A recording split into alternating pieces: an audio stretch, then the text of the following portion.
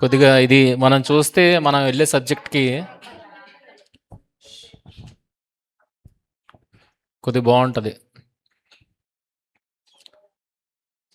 India,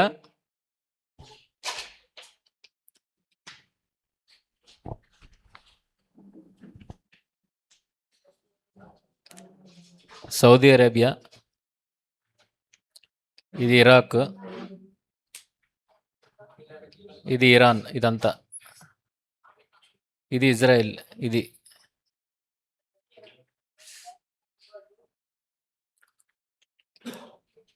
Iran ఎంత పక్కన ఉందో తెలుసా మనకి?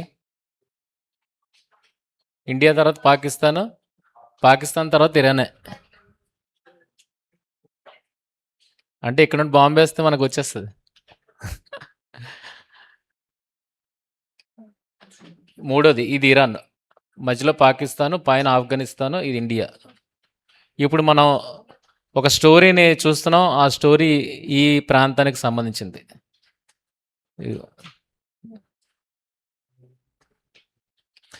ఈ ప్రాంతానికి సంబంధించింది ఇది, అందుకే ఇదంతా చూపించడం జరిగింది మీకు. ఇగో ఇది బాగా గమనించండి. ఇప్పుడు యుద్ధం జరుగుతున్న ప్రాంతానికి పక్క ప్రాంతం ఇరాక్, ఈ ప్రాంతానికి సంబంధించిన ఒక హిస్టరీని మనం ఇప్పుడు చూడబోతున్నాం.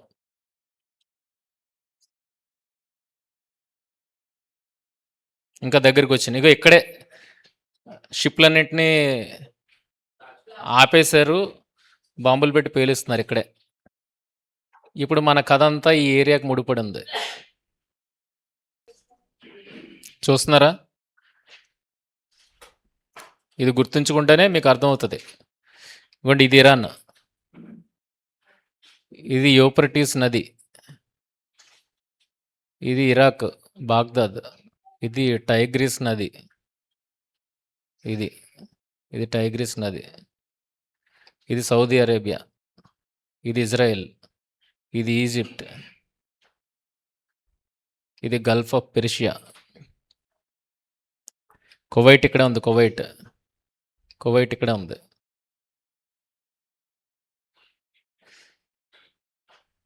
ఇవ్వండి, ఇదొక నది, ఇదొక నది, రెండు నదులు, ఇక్కడ సంగమం ఉంది అంతర్వేదిలాగా.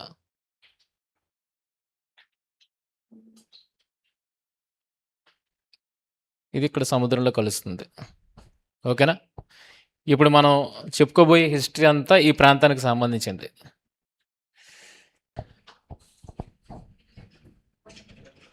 ఎప్పుడైనా అనుకున్నారా తెలుసుకుందామని? అనుకోలేదా? ప్రారంభ మానవుడు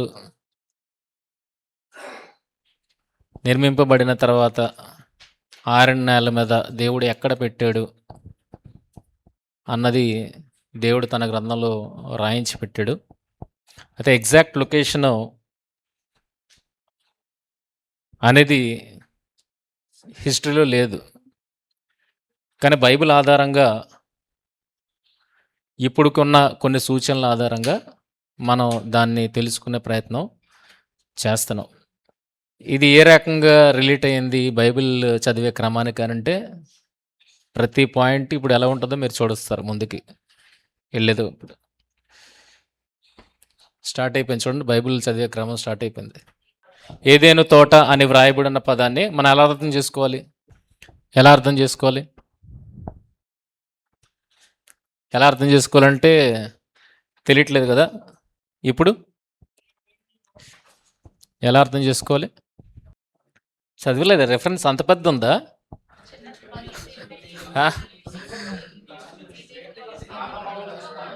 కాదండి, ఏదైనా తోటని మనం ఎలా అర్థం చేసుకోవాలి? పదమే ఎక్కడికి వెళ్ళట్లేదు, సబ్జెక్టులు ఎక్కడికి వెళ్ళట్లేదు. ఇది మీరు చూసేదే తోటే కదా. ఆదికాండంలో 2:15 బట్టి దేవుడైన యెహోవా నరుని తీసుకొని ఏదైనా తోటను సేద్యపరచుటకు దాన్ని కాచుటకు దానిలో ఉంచెను. ఇక్కడ ఏదైనా తోటను మనం ఎలా అర్థం చేసుకోవాలి? ఇలాగేనా?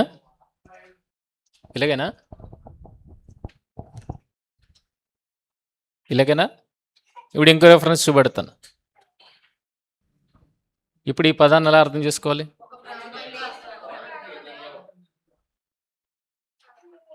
మొదట ఎలా అర్థం చేసుకున్నారు? తోటే ఏదైనా తోట, తోటే ఏదైనా తోట. కానీ ఇక్కడికి వచ్చినప్పటికీ మీకు ఏం అర్థం అవుతుంది? ఒక ప్లేస్ ఉంది, ఆ ప్లేస్లో ఒక తోట ఉంది. దాన్ని మన షార్ట్ కట్లు ఎలా చేస్తున్నాం? ఏదైనా తోట. విడగొట్టకపోతే చాలా ప్రాబ్లమ్స్ ఉన్నాయి. విడగొడితేనే విషయం అర్థమవుతుంది.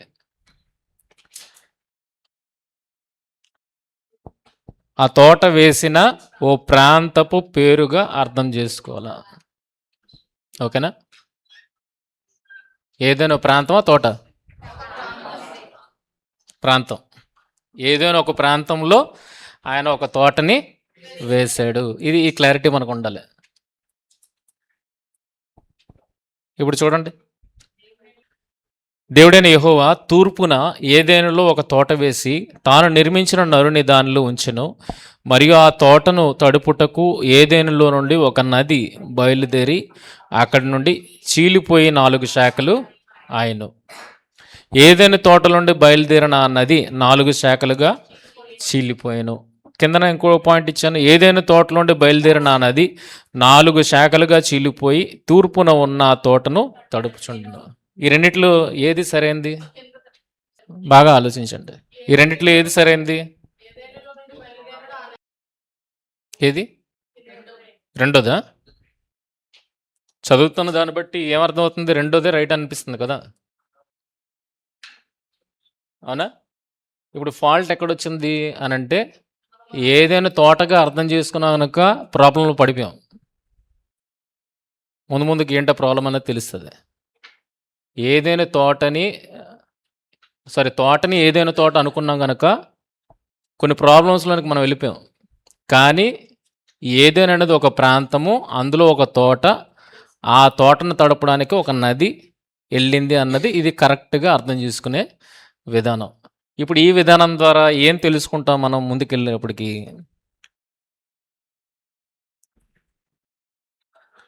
చూడండి, ఏదైనా తోటగా అర్థం చేసుకుంటే వెళ్తున్న నది తోటను తడపట్లేదు, భూమిని తడుపుతుంది. అది ఇక్కడ అర్థం చేసుకున్నారు అనుకోండి, ఏదైనా నుండి ఒక నది బయలుదేరింది, ఇక్కడ తోటను తడుపుతుంది. అర్థమవుతుందా? రెండింటికి ఎంత వ్యత్యాసం ఉందో అర్థమవుతుందా? ఏదైనా తోటగా భావిస్తే నది బయలుదేరింది, బయటకు వెళ్ళిపోతుంది నది, అక్కడ తోటను తడపట్లేదు. ఇక్కడికి వస్తే ఏదైనా ఒక నది బయలుదేరింది, తోటను తడపడానికి 4 శాఖలుగా విడిపోయింది. ఇది రైటా? ఇది రైటా? ఇది రైటా? మీరు అన్నది రైట్. చూడండి, ఈ తూర్పున అనేది ఎలా అర్థం చేసుకోవాలి? ఈ తూర్పున అన్నది దేనికి తూర్పు? ఇది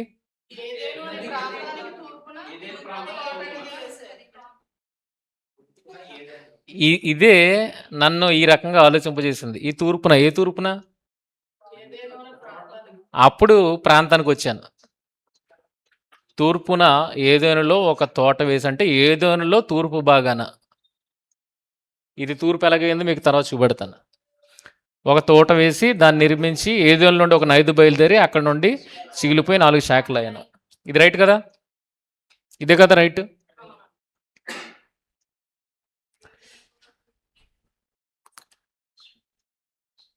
బయలుదేరి అన్నదాన్ని ఎలా అర్థం చేసుకోవాలి? ఒక నది బయలుదేరి, నది బయలుదేరిందంటే నది బయలుదేరి ఏదైనా నుండి బయలుదేరింది. బయలుదేరి అంటే ఎక్కడికి వెళ్తుంది? అది ఏదైనా నుండి ఒక నది బయలుదేరి ఎక్కడికి వెళ్తుంది? డౌన్ సైడ్కి వెళ్తుంది. దేనికోసం వెళ్తుంది? తోటను తడపడానికి. ఓకేనా? బయలుదేరి అన్న మాటను బాగా గుర్తుంచుకోండి.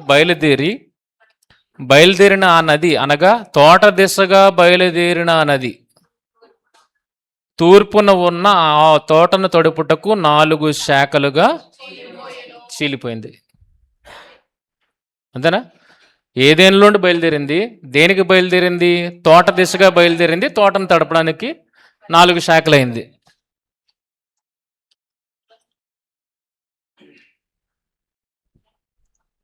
ఇప్పుడు మనం నెతకాల్సింది ఏంటి? ఏదైనా తోటనా, ఏదైనా ఏదైనా ప్రాంతం కావాలి మనకి. ఏదైనా ప్రాంతం తెలిసిపోతే దానికి తూర్పు దిశగా తోట ఉందన్న విషయం మనకు అర్థమైపోతుంది. కనుక తోట కాదు ప్రాధాన్యం. ఇప్పుడు ఏది ప్రాధాన్యం? ఏదైనా ప్రాధాన్యం. ఏదైనా ప్రాంతం మనకి ప్రాధాన్యం. ఇక్కడ కొన్ని క్లూస్ ఇచ్చాడు. ఆ ఏదైనా ప్రాంతాన్ని కొనుక్కోవడానికి మోషే గారు కొద్దిగా హిస్టరీని కూడా ప్రొవైడ్ చేశారు. హిస్టరీ ఏముంది? తోటను తడుపుటకు ఏదైనా నుండి ఒక నది బయలుదేరి అక్కడి నుండి చీలిపోయి 4 శాఖలయ్యను. మొదటి దాని పేరు పీషోను. అది హవీలా దేశం అంతటి చుట్టూ పారుచున్నది. అక్కడ బంగారం ఉన్నది. అక్కడ బోళము కూడా ఉన్నదని తర్వాత ఇంకో రెఫరెన్స్లో ఉంటుంది, మనకి తీస్తాను. అది శ్రేష్టమైనది. బోళము గోమేధకమును దొరుకును. ఇక్కడ ఉందండి. రెండవ నది పేరు గీహోను. అది కూషు దేశం అంతటి చుట్టూ పారుచున్నది. మూడవ నది పేరు హిద్దకేలు. అది అషూరు తూర్పు వైపున పారుచున్నది. నాలుగో నది యోప్రటీసు. క్లూలు ఇచ్చాడు. క్లూలు ఇచ్చాడంటే తెలుసుకోమన్నా తెలుసుకోవద్దనా? అంటే కొద్దో గొప్ప దీనివల్ల మనకి ఏదో విషయం అర్థం చేయిస్తున్నాడు దేవుడు.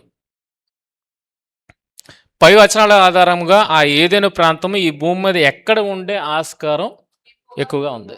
ఎక్కడ ఉండే ఆస్కారం ఎక్కువ ఉంది? ఉన్నది. యూఫ్రటీస్ నది ఉంది, టైగ్రిస్ నది ఉంది. మిగిలిన 2 నదులు ఎక్కడున్నాయో చూడాలి.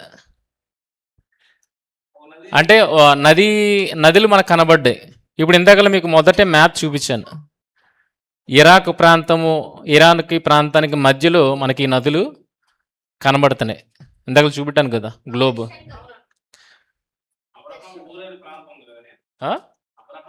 ఊరైన ప్రాంతం కూడా అక్కడే ఉంది.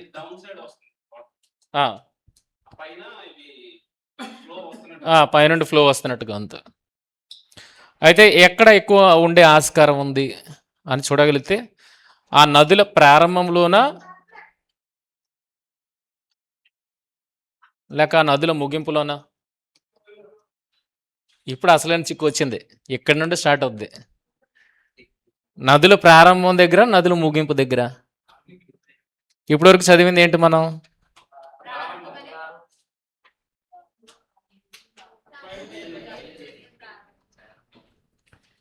ఏంటి? ఏదేళ్ళ నుండి ఒక నది బయలుదేరి అక్కడి నుండి చీలిపోయి 4 శాఖలయ్యను. మొదటి దాని పేరు పీషోను. అది హవీలా దేశం అంతటా అని 4 నదులు చెప్తున్నాడు. 4 నదులు చెప్తున్నాడు. ఒక నది బయలుదేరింది, అది 4 శాఖలైంది. కిందకు వచ్చినప్పటికీ 4 నదులు చెప్తున్నాడు. ఇప్పుడు ఏదైనా నదిల స్టార్టింగ్లో ఉందా, నదులు ఎండింగ్లో ఉందా? స్టార్టింగ్లో ఉన్నది. ఎండింగ్లో ఉన్నది. ఎలాగ ఎండింగ్లో ఉంది, ఎలా స్టార్టింగ్లో ఉంది?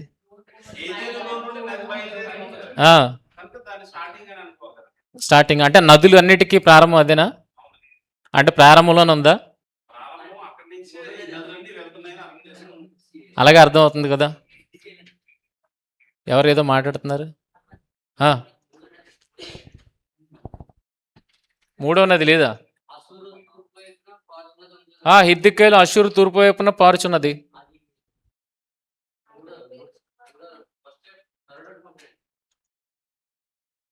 మూడో నది అని ఉంది కదండి ఇక్కడ. మూడో నది పేరు హిద్దకేలు ఉంది కదా. అది చెప్తాను. తూర్పు వైపున ఏంటో చెప్తాను. అంటే అన్నిటికీ తూర్పులు ఉంటాయి.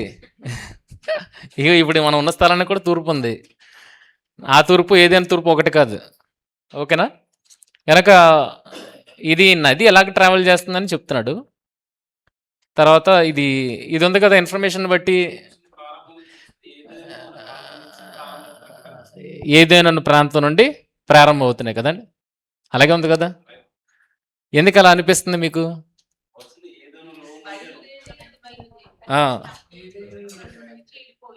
మళ్ళీ చదవండి ఒకసారి బాగా.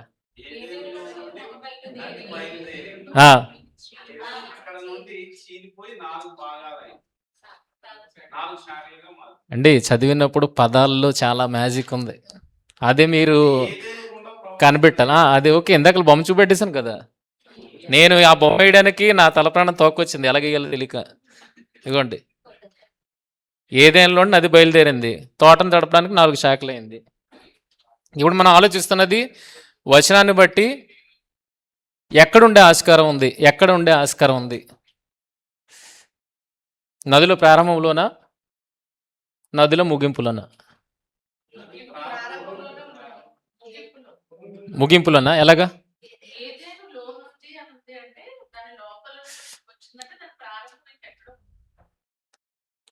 ఓకే, ఇంకా అలాంటి ఆలోచన ఎవరికైనా వస్తుందా?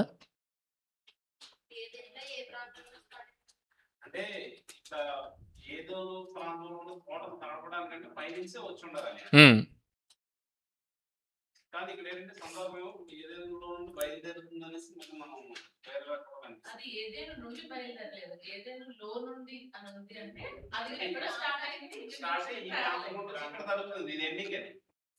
ఎండింగా? మరి ఎండింగ్ అయితే ఇక్కడ చూడండి,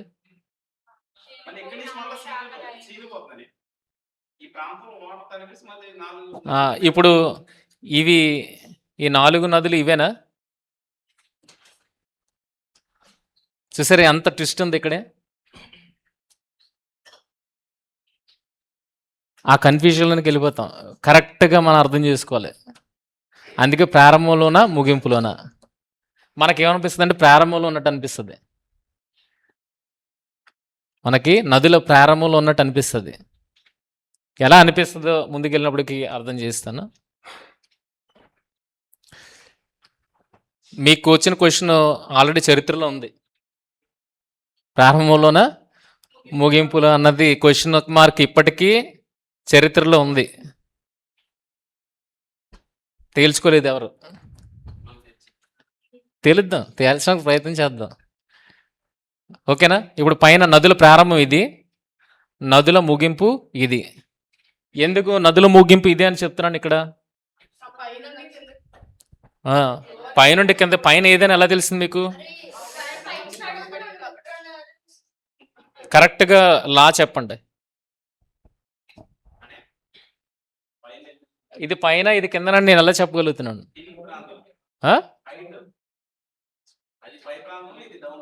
ఎలా చెప్పగలుగుతున్నాను డౌన్ ప్రాంతం?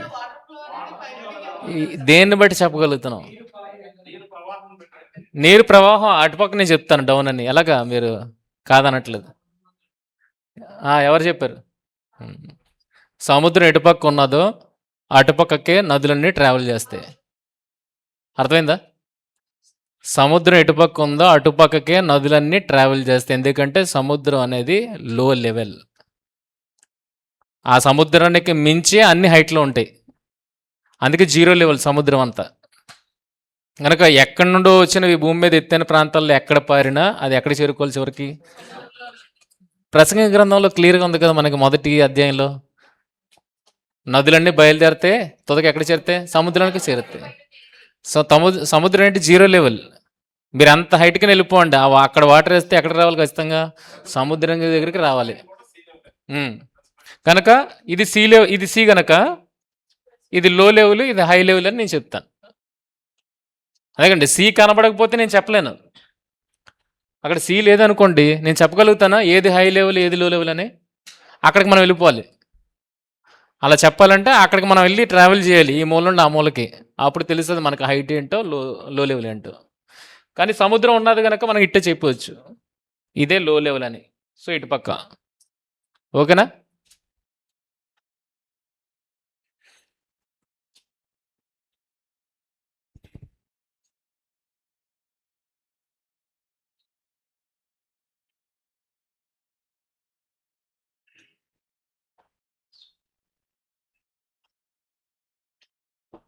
ఇది చదివాం కదా,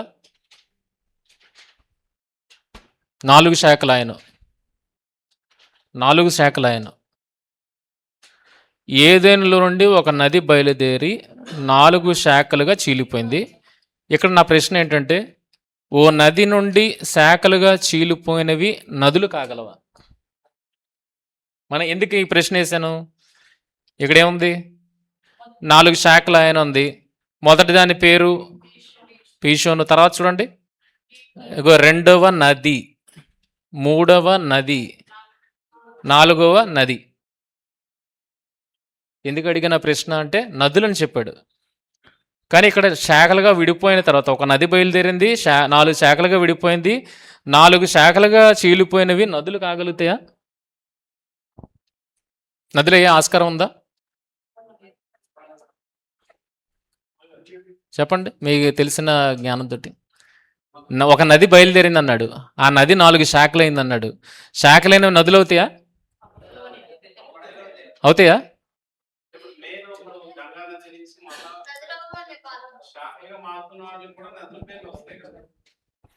ఒక నది అందులోనికి కలడం వేరు, పైనుండి కిందకి కలడం వేరు. ఇప్పుడు గోదావరి నది ఉంది, గోదావరి నది అప్ స్ట్రీమ్లో చాలావి కలుస్తాయి.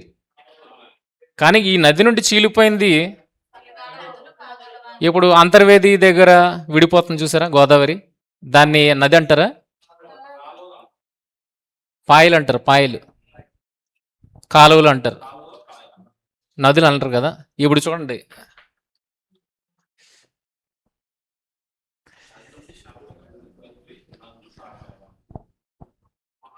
మహానదులు అవుతాయా? నదులు అవుతాయని మనకు అనిపిస్తే మహానదులు అవుతాయా? 4 పాయలు అయిపోయిన తర్వాత చీలిపోయి వాటర్ తక్కువైపోద్ది కదా, అది మహానది ఎలాగవుతుంది? పోనీ నది అవుతుందని మన టార్గెట్ ఉంటే గనక మహానది అవుతుందా? అవదు కదా. కానీ ఇప్పుడు చూడండి ఏముందో,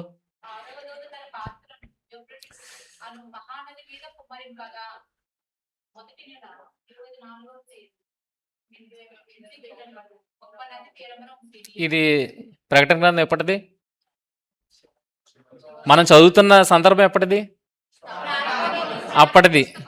ఇప్పుడు చూడండి, ప్రకటన గ్రంథం చదువుతున్న ముగింపులో, అంటే ఇప్పటికీ ప్రస్తుత పరిస్థితిని గమనిస్తే మహానది. దానియేలు గ్రంథము, అది కూడా చివరి కాలానికి, పాత నిబంధన చివరి కాలానికి సంబంధించి హిద్కియలు గొప్ప నది. 4 శాఖలు అయిపోయింది, ఒక నది బయలుదేరింది, 4 శాఖలు అయిపోయింది. 4 శాఖలు మహానదులు అవుతాయా?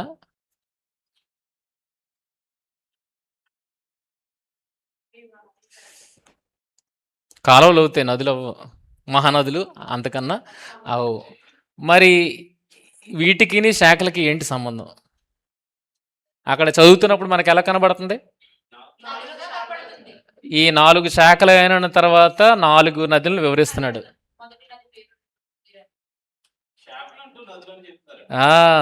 ఇక్కడే ట్విస్ట్, అసలు ట్విస్ట్. 4 శాఖలని చెప్పిన తర్వాత ఇక్కడ నదులు అంటున్నాడు, మహానదులు అంటున్నాడు. ఈ ఈ ఇందులోనే ఇలా ఉన్నదాన్నే మనం అర్థం చేసుకోవడానికి ప్రయత్నం చేయాలి. ఏం చెప్పడానికి ప్రయత్నం చేస్తున్నాడు గ్రంథకర్త?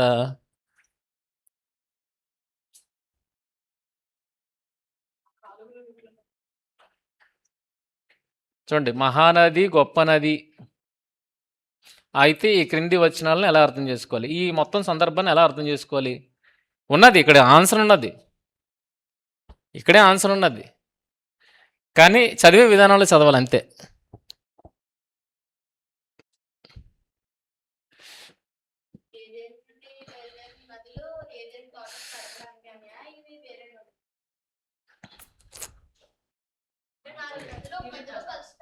రే, నీకు అడిగారు ఎవరన్నా?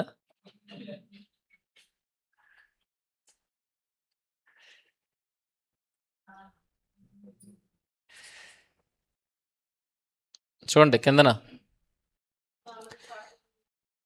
4 నదులు కలిసి ఒక నదిగా ఏదేను నుండి బయలుదేరి 4 శాఖలుగా చీలిపోయాయని అర్థం చేసుకోవాలి. ఈ రెండిట్లో ఏ రకంగా అర్థం చేసుకుంటే బాగుంటుంది?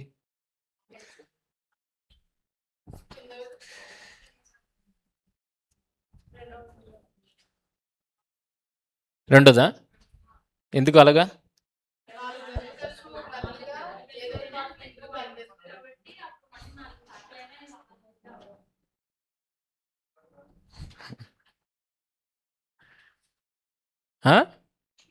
చెప్పు చెప్పు. అంటే దేవుడు ప్లాన్ అమోఘం అండి. ఒక ఏదైనా తోటనేసి ఆ తోట కొరకు దేవుడు ఎంత ఆలోచించాడంటే మనం కూడా ఆలోచించలేం. ఇది చదువుతున్నప్పుడు నాకు అర్థమైంది.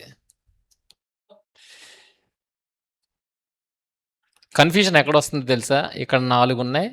ఇక్కడ 4 ఉన్నాయి.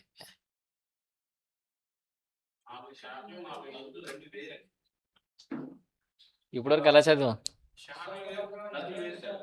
ఇప్పుడు నదులని నేను చెప్తేనే మీరు నదులని అనుకున్నారు. మహానదులు అన్నారు. శాఖలు నదులు అవుతాయి కదా. మీరు అన్నారు ఇందాకలా శాఖలు నదులు అవుతాయి అని.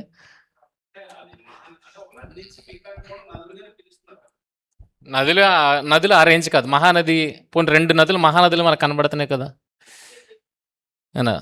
కనుక ఇక్కడ 4 ఇక్కడ 4 కనెక్ట్ చేస్తాం మనం ఇప్పటివరకు.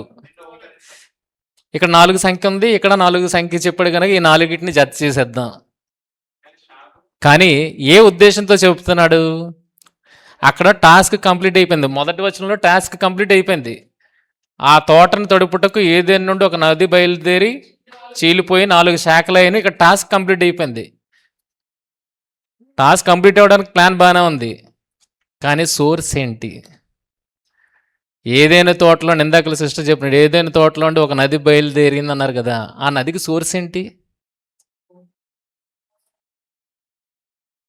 అర్థం కాలేదా? ఏదైనా తోటలో ఒక నది బయలుదేరింది కదండి. ఆ నదికి సోర్స్ ఏంటి? సోర్స్ అంటే దానికి వాటరింగ్ ఎక్కడి నుండి వస్తుంది? వాటర్ ఎక్కడి నుండి వస్తుంది దానికి?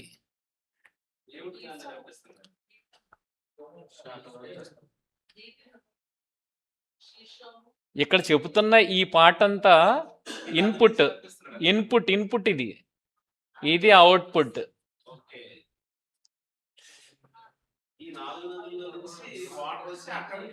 అంటే ఒక తోటని తడపడానికి దేవుడు 4 సోర్సెస్ తీసుకున్నాడు.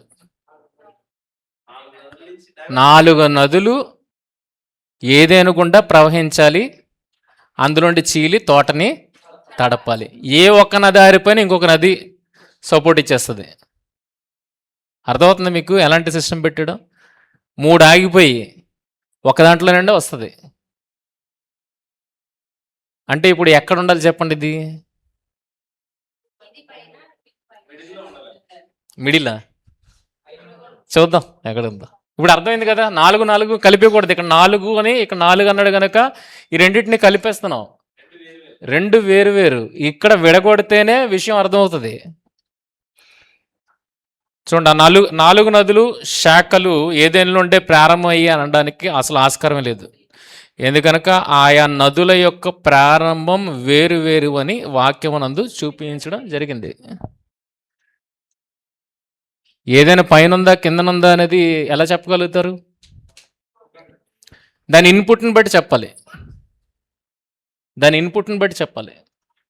ఏదైనా ఇన్పుట్ వస్తుంది కదా, ఆ ఇన్పుట్ని బట్టి చెప్పాలి అది ఎక్కడ ఉందనేది.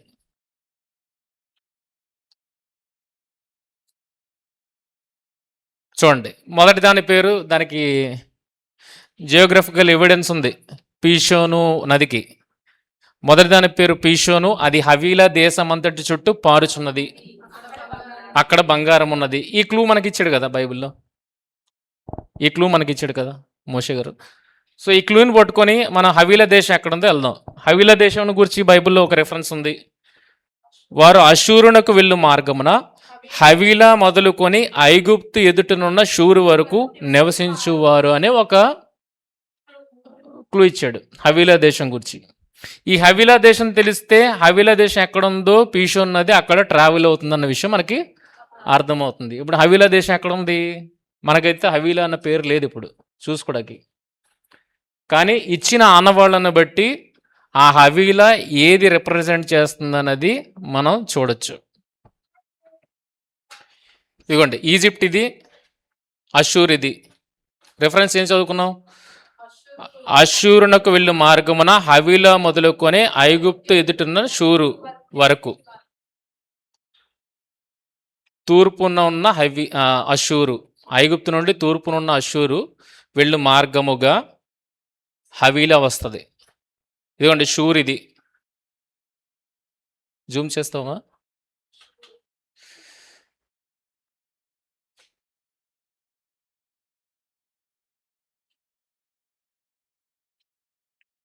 ఇంకో షూరు, ఐగుప్తు ఎదురుగా ఉన్న షూరు మార్గమున వెళ్తూ అషూరుకి వెళ్తారు. పైకి వెళ్ళే మార్గములో హవీలా ఉంది. హవీలా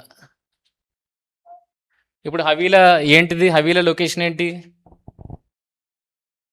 హవీలా లొకేషన్ ఏంటండి? ఇందాకలో మీకు చూపెట్టాను ఫస్ట్లో మ్యాప్లో. ఇదంతా ఏ ప్రాంతం?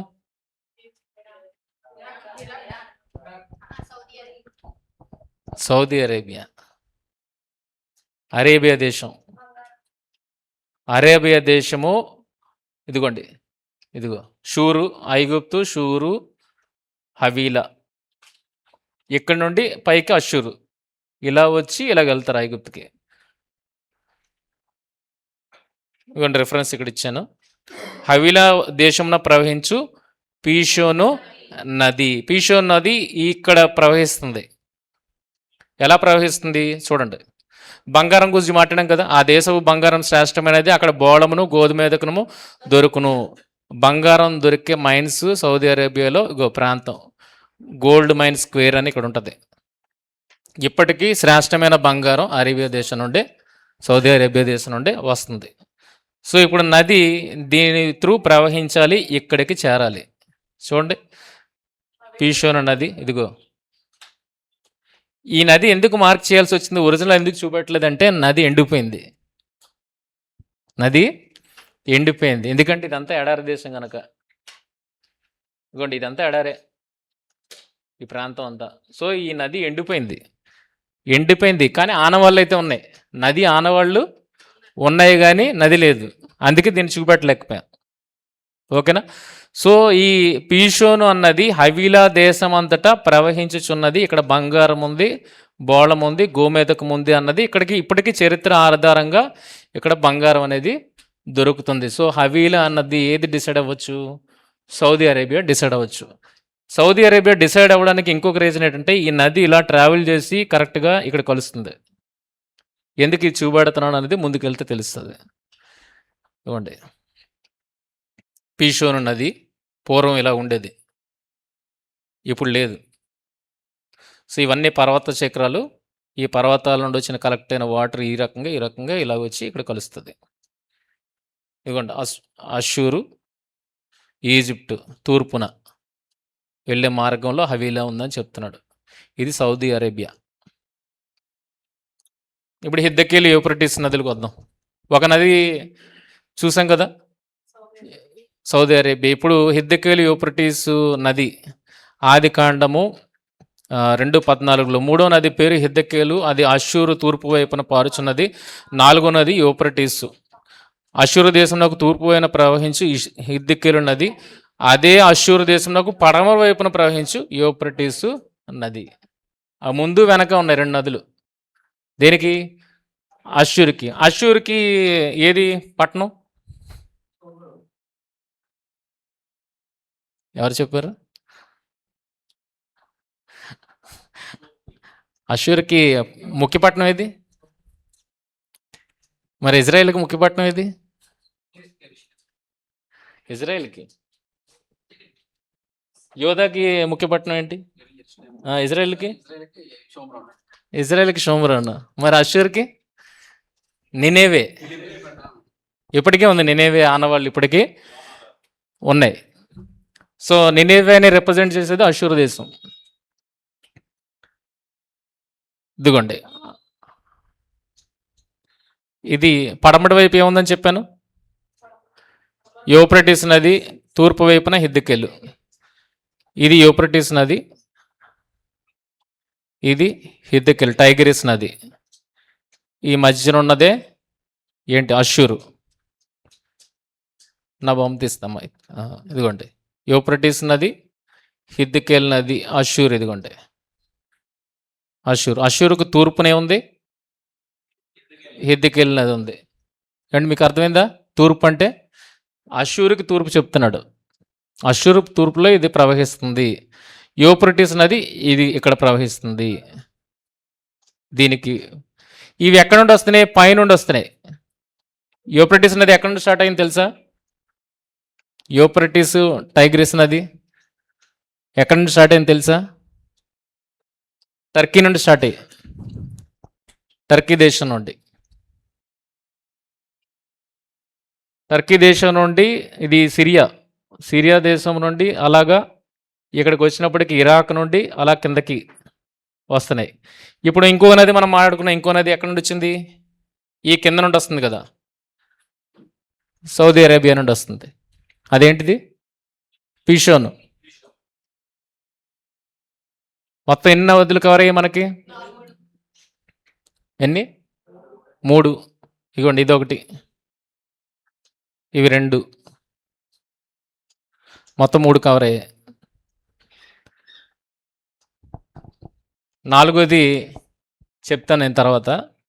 అయితే హిద్దెకేలు, యూఫ్రటీసు, పీషోను, గీహోను నదుల యొక్క ప్రారంభములు వేరు వేరు అన్నప్పుడు ఏదేంతో ఉన్నది? నదుల ప్రారంభంలోనా లేక నదుల ముగింపులోనా? సోర్స్ ఎక్కడవుతాయి ఆ నదులండి? సోర్స్ ఏదైనా తోటకు ఏదైనా సోర్స్ ఎప్పుడవుతాయి? ఎండింగ్లో ఉంటేనే. స్టార్టింగ్లో ఉండడం అవ్వదు. ఎందుకంటే స్టార్టింగ్లో ఒక్కొక్క స్టార్టింగ్ ఉంది. ఒక్కొక్క దానికి ఒక్కొక్క స్టార్టింగ్. కూడా వచ్చిన రెడ్ పాయింట్ ఉందా? ఇది యూఫ్రటీస్ స్టార్టింగ్, ఇది టైగ్రిస్ స్టార్టింగ్, ఇది గీహోన్ స్టార్టింగ్, ఇది ఇటుపక్క పీషోన్ స్టార్టింగ్. 4 ఆరిజిన్స్ ఉన్నాయి. ఒక్కొక్క నదికి ఒక్కొక్క ఏరియా ఉంది. ఇప్పుడు ఏదైనా 4 దిక్కులు పెడతామా? 4 కలిసే చోట ఎక్కడికి వస్తుంది? ఇక్కడ వస్తే ఆల్రెడీ 2 ముందు కలిసిపోతున్నాయి, తర్వాత 2 కలుస్తాయి.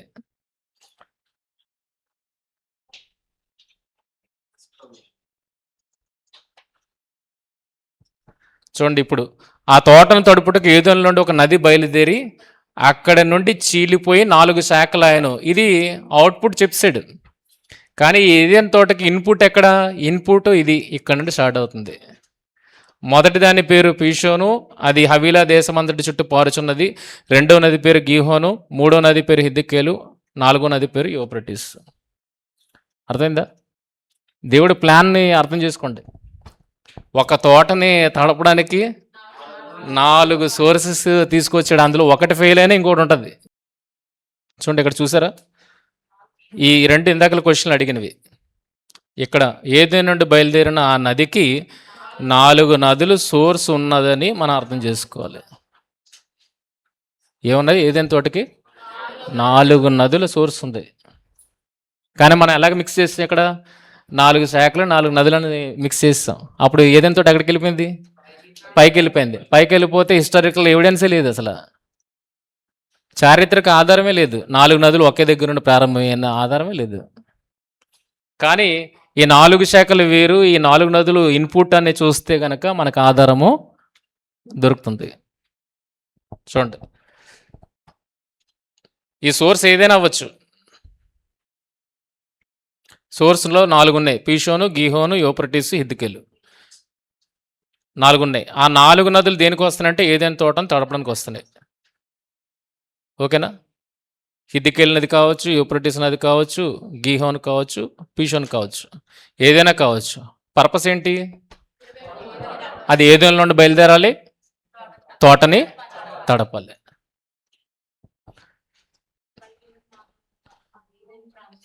ఎక్కడుంది? ఎక్కడుంది? ఎక్కడుండే ఆస్కారం ఉందని చెప్పాను నేను.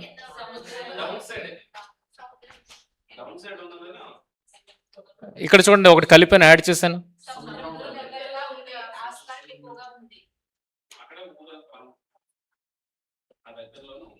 దగ్గరలో నదుల ఆరాము అన్నాడు. నదుల ఆరాము ఊరు అబ్రహాం ఉన్న దేశం. ఇక్కడికి వచ్చాం కదా. ఇక్కడ చూడండి, ఇక్కడ ఇంకొక కొద్ది మ్యాటర్ యాడ్ అయింది. ఇక్కడ ఎందుకు ఇక్కడికి వచ్చానంటే ఇక్కడ ఒకటి యాడ్ చేశాను.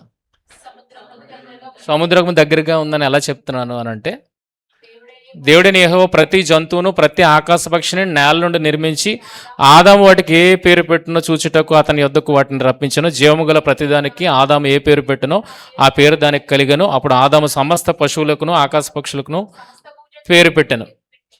వేటికి పేరు పెట్టాడంటండి? వేటి ఆకాశ పక్షులు. ఈ పైన కూడా చూడండి, ఆకాశ పక్షులు ఎక్కడ వస్తాయి అని చెప్పాను. వెట్లాండ్. వెట్లాండ్ దగ్గర. ఇప్పుడు వెట్లాండ్ ఎక్కడుండే ఆస్కారం ఎక్కువ ఉంది?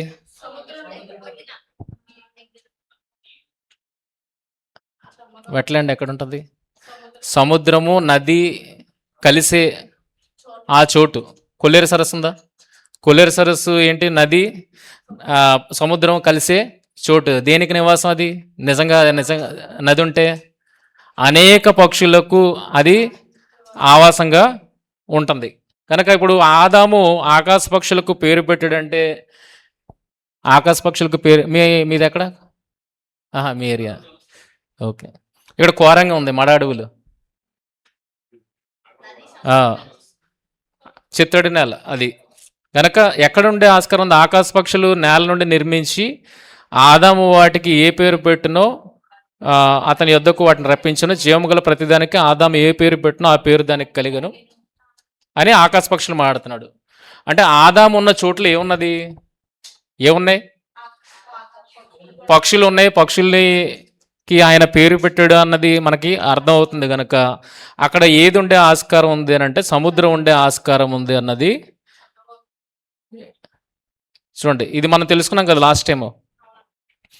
నేల నీరు కలిసిన తడి నేలను సృజింపబడ్డాయి. ఏవి? ఆకాశ పక్షులు అనే విషయాన్ని మనం తెలుసుకున్నాం. కనుక ఆదాము ఆకాశ పక్షులకు పేర్లు పెట్టాడు అని అంటే ఆ ఏదేనో సముద్రంకు దగ్గరగా ఉండేదన్న విషయం మనకు బోధపడుతుంది. అలాగే మహామత్స్యములను చూపిస్తున్నాడు అంటే దేని ఏలమంటున్నాడు ఇక్కడ? చూడండి, దేవుడు వారిని ఆశీర్వదించి ఎట్లనగా మీరు ఫలించి అభివృద్ధి పొంది విస్తరించి భూమిని నుంచి దాన్ని లోబరుచుకోండి, సముద్రపు చేపలను ఆకాశ పక్షులను భూమి మీద ఉన్న ప్రతి ప్రాకు జీవులను ఏలుడని వారితో చెప్పాను. అంటే చూపించకుండా ఏలమని చెప్తాడా? చూపించి ఏలమని చెప్తాడా? అంటే ఆదాముకు చూపించగలుగుతాడంటే ఆదాము ఎక్కడికి ఉంటే చూపించగలుగుతాడు వాటిని? ఎక్కడుంటానండి? సముద్రానికి దగ్గర ఉంటే చూపించగలిగే స్థితి ఉన్నది అన్న విషయం మనకు అర్థమవుతుంది. అది ఇక్కడ చెప్పాను.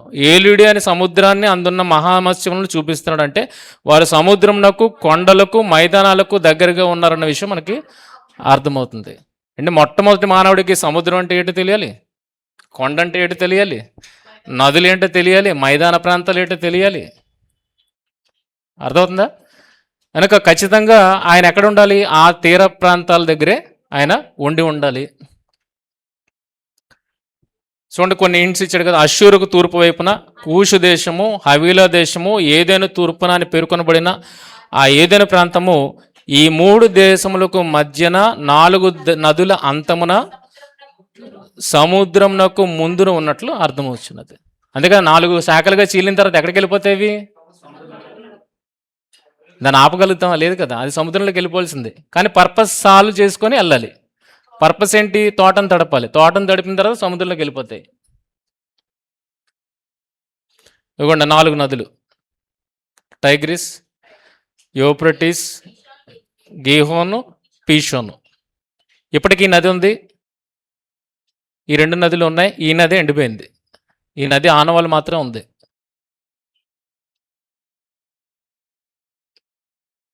Euphrates, Tigris, Gihon, Pishon. చూడండి, వచ్చి నది కలుస్తుంది కదా. హవీలా దేశం నుండి వస్తున్న నది, ఈ 2 నదులు, మొత్తం 3 నదులు ఇక్కడికి వచ్చి ఇక్కడ కలుస్తుంది. దీన్ని బట్టి ఏదైనా ఎక్కడుందా? ఇది గోదావరి నది ఎగ్జాంపుల్ చెప్పాను. శాఖలుగా విడింది కదా. గోదావరి నది వచ్చి మన రాజమండ్రి దాటిన తర్వాత ఇలాగ శాఖలుగా విడిపోతుంది. ఎన్ని శాఖలు ఉన్నాయి? 1, 2, 3, 4, 5, 6, 7 శాఖలు ఉన్నాయి. ఒకటే నది మహానది, దాని శాఖలు చివరికి ఎక్కడికి వెళ్ళిపోతున్నాయి? సముద్రంలోకి వెళ్ళిపోతున్నాయి.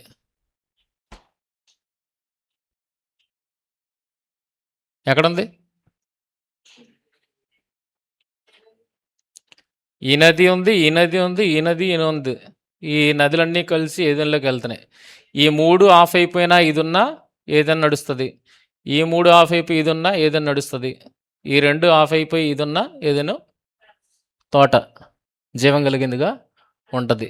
సో దీన్ని ఎలా అర్థం చేసుకోవాలంటే, ఏదేనులో ఒక నది ప్రవహించి 4 శాఖలైంది. తోటను తడుపుటకు ఏదేనులో ఒక నది బయలుదేరి 4 శాఖలు అన్నది ఇలా అర్థం చేసుకోవాలి. అయితే తర్వాత 4 నదులు చెప్పాడు కదా. ఆ 4 నదులు దీని సోర్స్. ఆ 4 నదులు దీని ఇన్పుట్. ఏదైనాలో ఒక నది ప్రవహించింది కదా, దాని ఇన్పుట్. దాని ఇన్పుట్లు ఏమేమి ఉన్నాయి? యూఫ్రటీస్ ఉంది, టైగ్రిస్ ఉంది, గీషోన్ ఉంది, పీషోన్ ఉంది. ఎందుకు 4 ఇచ్చాడు అని అంటే, ఒకటి లేకపోయినా ఒకటి ఉంటుంది ఖచ్చితంగా, అందులో వాటర్ ఉండాలి. చివరికి ఈ నదులన్నీ ఎక్కడ కలుస్తాయి? సముద్రంలో కలుస్తాయి. ఎక్కడుంది? ఇక్కడ లేదు. ఇక్కడ ఉండడానికి ఈ నదులన్నిటికీ ఆరిజిన్ ఇక్కడే అవ్వాలి. కానీ ఒక నది ఇక్కడ స్టార్ట్ అయింది, ఒక నది ఇక్కడ స్టార్ట్ అయింది, ఇక్కడ స్టార్ట్ అయింది, ఇక్కడ స్టార్ట్ అయింది. కానీ ఈ 4 నదులు చేరేది మాత్రం గమ్యం ఇక్కడికే. సో ఏదేనో ఇక్కడ ఉండే ఆస్కారం బైబిల్ ప్రకారంగా ఉన్నది. ఇక్కడికి ఈ కన్క్లూజన్ ఎప్పుడు వచ్చాం? ఆ 4టిని విడదీస్తేనే రాగలుగుతాం. ఆ 4 విడదీస్తేనే రాగలుగుతాం. 4 అది శాఖలు అయిపోయింది.